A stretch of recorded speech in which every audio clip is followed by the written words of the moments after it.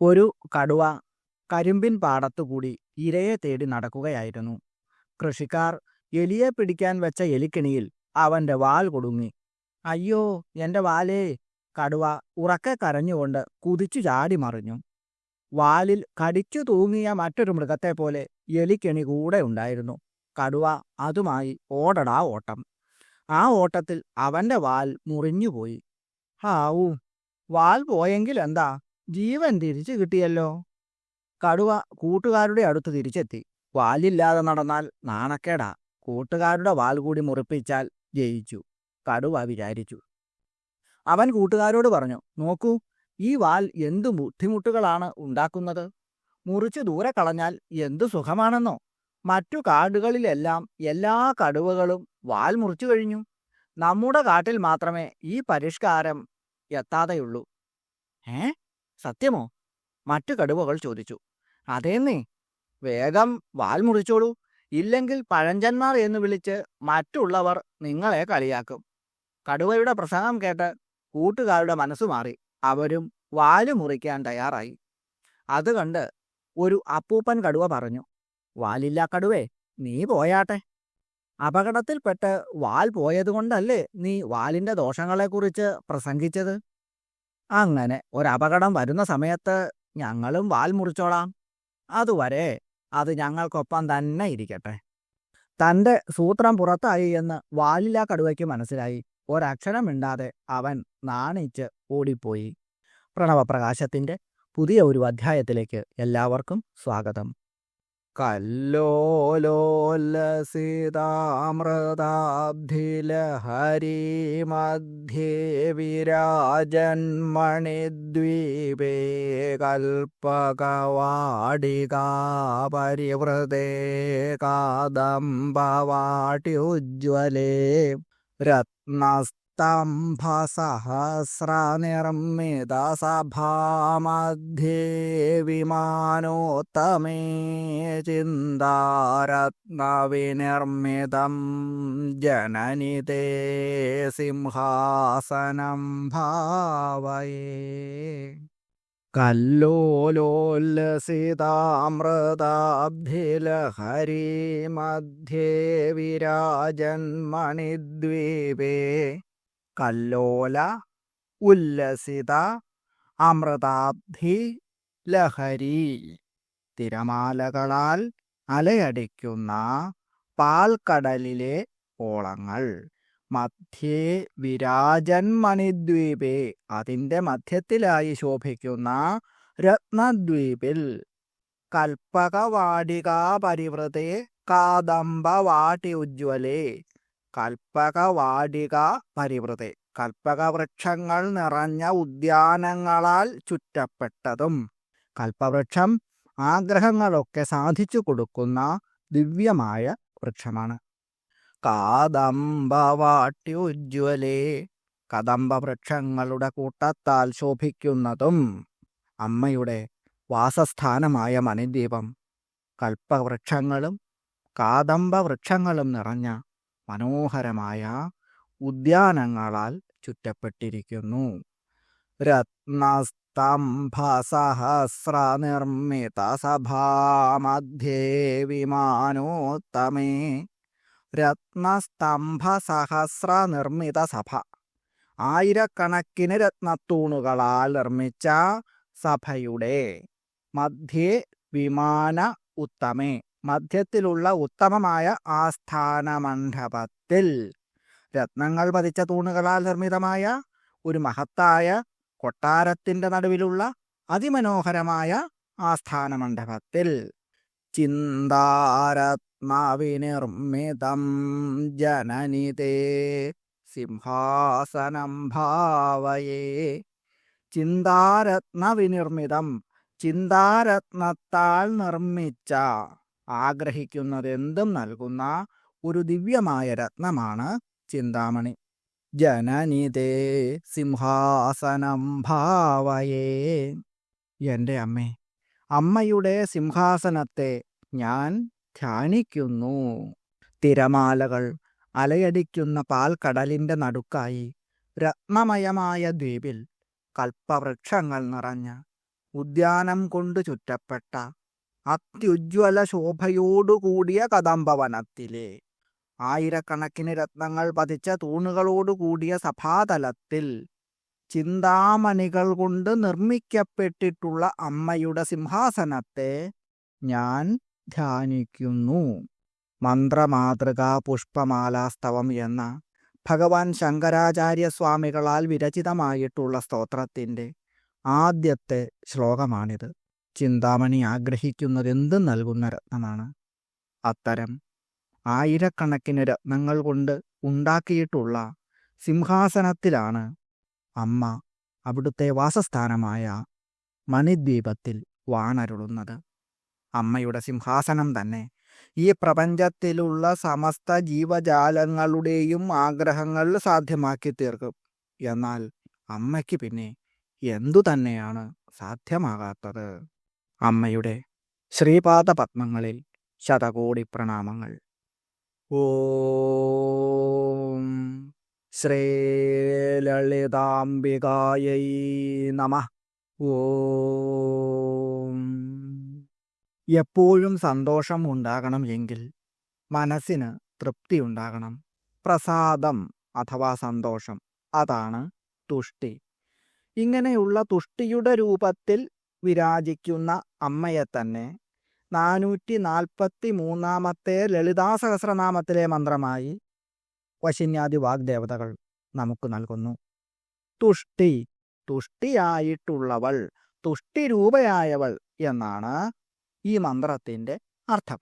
പ്രസാദം അഥവാ സന്തോഷം, അതാണല്ലോ തുഷ്ടി.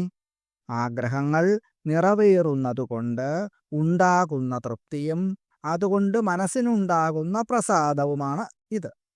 ആനന്ദം എന്ന് പൊതുവെ പറയാം. ഇവിടെ ശാശ്വതമായ സന്തോഷം, ശാശ്വതമായ പ്രസാദം, ശാശ്വതമായ തൃപ്തി, അതാണ് അമ്മയുടെ ദിവ്യമായ രൂപം. അമ്മയെ കണ്ടു കഴിഞ്ഞാൽ വേറെ ഒന്നും വേണ്ട.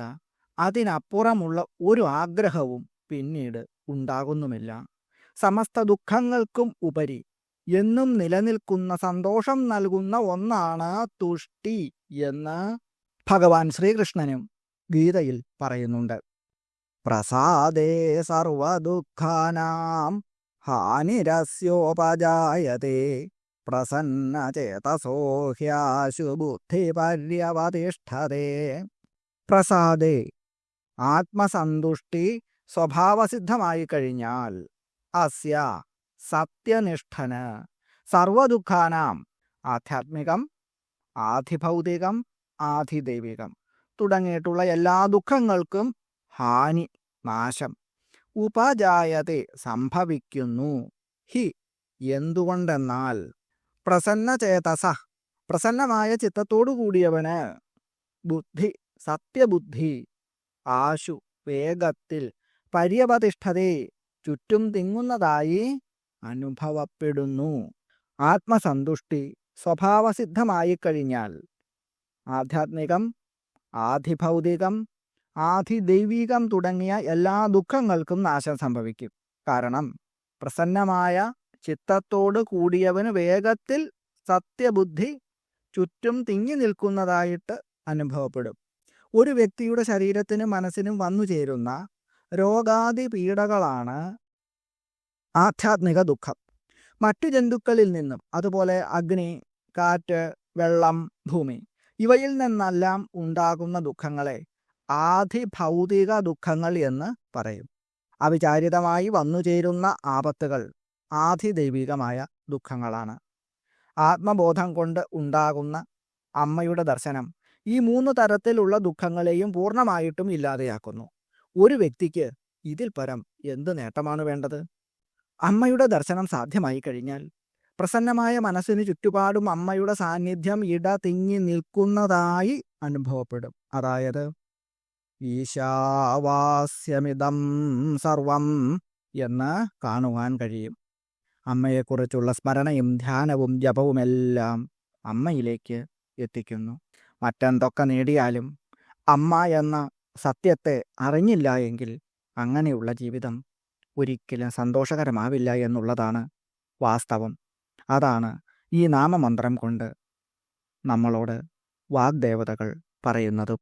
ദേവി മാഹാത്മ്യത്തിൽ ഈ നാമം കൊണ്ട് അമ്മയെ ഇപ്രകാരം സ്തുതിക്കുന്നുണ്ട്. യാ ദേവീ സർവഭൂതേഷു തുഷ്ടിരൂപേണ സംസ്ഥിത നമസ്തസ്യൈ നമസ്തസ്യൈ നമസ്തസ്യൈ നമോ നമഃ. യാ ദേവി, ഏതൊരു ദേവി, സർവഭൂതേഷു എല്ലാ ഭൂതങ്ങളിലും തുഷ്ടിരൂപേണ തുഷ്ടിയുടെ രൂപത്തിൽ സംസ്ഥിത സ്ഥിതി ചെയ്യുന്നു, ആ ദേവിക്കായി നമസ്കാരം. എല്ലാ ഭൂതങ്ങളിലും തുഷ്ടിയുടെ രൂപത്തിൽ സ്ഥിതി ചെയ്യുന്ന ദേവിക്കായി വീണ്ടും വീണ്ടും നമസ്കാരം, നമസ്കാരം. കിട്ടുന്നതുകൊണ്ട് തൃപ്തിപ്പെടുന്ന നിറവ്, അതാണ് തുഷ്ടി. കൂടുതൽ വേണം എന്ന ലോഭം ഉള്ളിടത്തോളം തുഷ്ടി ഉണ്ടാവുകയില്ല. ഒന്നിലും ആഗ്രഹം ഇല്ലാതിരിക്കുക, അതാണ് തുഷ്ടിയുടെ അങ്ങേയറ്റത്തെ അവസ്ഥ. ആ ഒരു മനോഭാവം ഉണ്ടായിക്കഴിഞ്ഞാൽ പിന്നെ ദുഃഖമില്ല. അല്പവും ദുഃഖമില്ലാത്ത അവസ്ഥ ഒരു സങ്കല്പം മാത്രമാണ് എന്നുള്ളതാണ് സാമാന്യ നിയമം. ഏറിയും കുറഞ്ഞും തുഷ്ടി എല്ലാവരും അനുഭവിക്കുന്നുണ്ട് എങ്കിലും മിക്കപ്പോഴും അത് താൽക്കാലികമാണ്. ആഗ്രഹങ്ങൾ സാധിച്ചതുകൊണ്ട് ഉണ്ടാകുന്ന സന്തോഷം, അതായത് ആ തൃപ്തി, ചിരസ്ഥായിയല്ല. വേറെ ആഗ്രഹങ്ങൾ ഉണ്ടാകും. അന്നേരം നേടിയ തൃപ്തിയും തുഷ്ടിയുമൊക്കെ പിന്തള്ളപ്പെടുകയും ചെയ്യും. എങ്കിലും പ്രപഞ്ചത്തിലെ മിക്ക പ്രതിഭാസങ്ങളും വസ്തുക്കളും തങ്ങളുടെ സാഹചര്യത്തിൽ ഒതുങ്ങിക്കഴിയുന്നുണ്ട്. ആഗ്രഹങ്ങൾ ഉണ്ടായേക്കാം, എങ്കിലും അവയെ ഒരളവ് വരെ നിയന്ത്രിക്കുവാൻ മിക്കവർക്കും കഴിയുന്നത് കൊണ്ടാണ് കുറച്ചെങ്കിലും സന്തോഷം അനുഭവപ്പെടുന്നത്. സർവഭൂതങ്ങളിലും തൃപ്തിയും തുഷ്ടിയുമായി വർത്തിക്കുന്നത് അമ്മയായതുകൊണ്ട് അങ്ങനെയുള്ള അമ്മയെ വീണ്ടും വീണ്ടും നമസ്കരിക്കുന്നു. ഈ പ്രപഞ്ചത്തിൽ കാണുന്ന എല്ലാ സന്തോഷവും അമ്മയുടെ രൂപം തന്നെയാണ്. ഓം തുഷ്ട്യൈ നമഃ. ഓം ഓം ഹ്രേം തുഷ്ട്യൈ നമഃ. ഉണ്ടായിട്ടുള്ള എല്ലാത്തിനും നാശമുണ്ട്. ഉൽപ്പത്തിക്കും നാശത്തിനും ഇടയ്ക്ക് രണ്ടു രീതിയിലുള്ള മാറ്റങ്ങൾ ഉണ്ടാവുന്നു. അതിലൊന്നാണ് വളർച്ച, വൃദ്ധി എന്ന് പറയും. മറ്റൊന്നാണ് ക്ഷയം, അതായത് തളർച്ച. സൃഷ്ടിക്ക് കാരണമായ ചൈതന്യത്തിൻ്റെ പ്രേരണ കൊണ്ടാണ് വളർച്ച ഉണ്ടാകുന്നത്. ആ ചൈതന്യം കുറയുമ്പോഴാണ് ക്ഷയം ഉണ്ടാകുന്നത്. അനാദിയായിട്ടുള്ളതിന് വളർച്ചയും ക്ഷയവും നാശവും ഒന്നും ഉണ്ടാകുന്നില്ല. സൃഷ്ടിക്കപ്പെട്ടിട്ടുള്ള എല്ലാറ്റിലും പുഷ്ടിയുടെ രൂപത്തിൽ സ്ഥിതി ചെയ്യുന്ന ചൈതന്യമാണ് അമ്മ. അതുകൊണ്ട് അടുത്ത നാമമന്ത്രത്തിൽ അമ്മയെ പുഷ്ടി എന്ന് വാഗ്ദേവതകൾ വാഴ്ത്തുന്നു. പുഷ്ടിരൂപിണിയായിട്ടുള്ളവൾ എന്നാണ് പുഷ്ടി എന്ന നാമമന്ത്രത്തിൻ്റെ അർത്ഥം. അമ്മയുടെ ചൈതന്യത്തിൻ്റെ പ്രേരണ കൊണ്ടാണ് ക്ഷയവും വൃദ്ധിയും ഉണ്ടാകുന്നത്. മനുഷ്യജീവിതത്തിൽ വാക്ക്, ജ്ഞാനം, ശരീരം, ഇന്ദ്രിയം, ക്ഷേത്രം, ധനധാന്യങ്ങൾ, പ്രജ, പശു, ഗ്രാമം, ധർമ്മം എന്നീ 10 രൂപങ്ങളിൽ പുഷ്ടിയെ കാണാവുന്നതാണ്. തുഷ്ടി, പുഷ്ടി എന്നീ ദേവിമാർ 16 മാതൃക്കളിൽ ഉൾപ്പെടുന്നു. ഓം പുഷ്ട്യൈ നമഃ.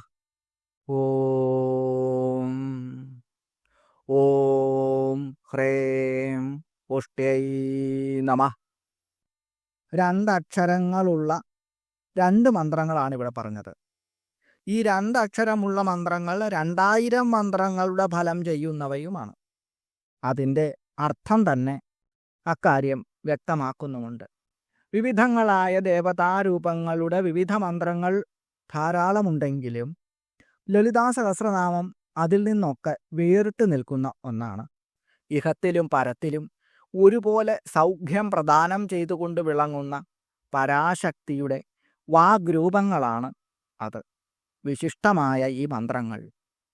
അതുകൊണ്ട് തന്നെ ഒരു വ്യക്തിയുടെ സമസ്ത മേഖലകളും സ്പർശിച്ചുകൊണ്ട് എന്നും എപ്പോഴും ശുഭം മാത്രം നൽകുവാൻ ഈ മന്ത്രങ്ങളെപ്പോലെ മറ്റൊന്നിനും കഴിയില്ല എന്നുള്ളതാണ് വസ്തുത. രാപ്പകൽ ഭേദമില്ലാതെ എപ്പോഴും ജപിക്കാവുന്ന 2 മന്ത്രങ്ങളാണിവ. ഇഷ്ടമുള്ള ഏതെങ്കിലും ഒരെണ്ണം മാത്രം ജപിച്ചാൽ മതിയാകും. ആഗ്രഹം എന്താണ് എന്ന് പറയാതെ തന്നെ നമുക്ക് വേണ്ടത് നമ്മുടെ മുന്നിലേക്ക് എത്തിച്ചേരുന്നു എന്നുള്ളതാണ് ഈ മന്ത്രങ്ങൾ കൊണ്ടുള്ള പ്രധാനപ്പെട്ട ഗുണം. അല്പം ശ്രദ്ധയും വിശ്വാസവും അമ്മയോടുള്ള സ്നേഹവും ഇതുമാത്രമാണ് നമ്മുടെ മുടക്കുമുതൽ. ലഭിക്കുന്നതാകട്ടെ ഒരിക്കലും നശിക്കാത്ത ആനന്ദവും മറ്റു സൗഭാഗ്യങ്ങളുമെല്ലാം. അനിർവചനീയമായ ആനന്ദം അമ്മ എല്ലാവർക്കും നൽകി അനുഗ്രഹിക്കണമേ എന്ന് എൻ്റെ അമ്മയോട് അപേക്ഷിച്ചുകൊണ്ട് അമ്മേ, അവിടുത്തെ പാദപത്മങ്ങളിൽ പ്രണാമങ്ങൾ അർപ്പിച്ച് നിർത്തുന്നു. നന്ദി, നമസ്കാരം.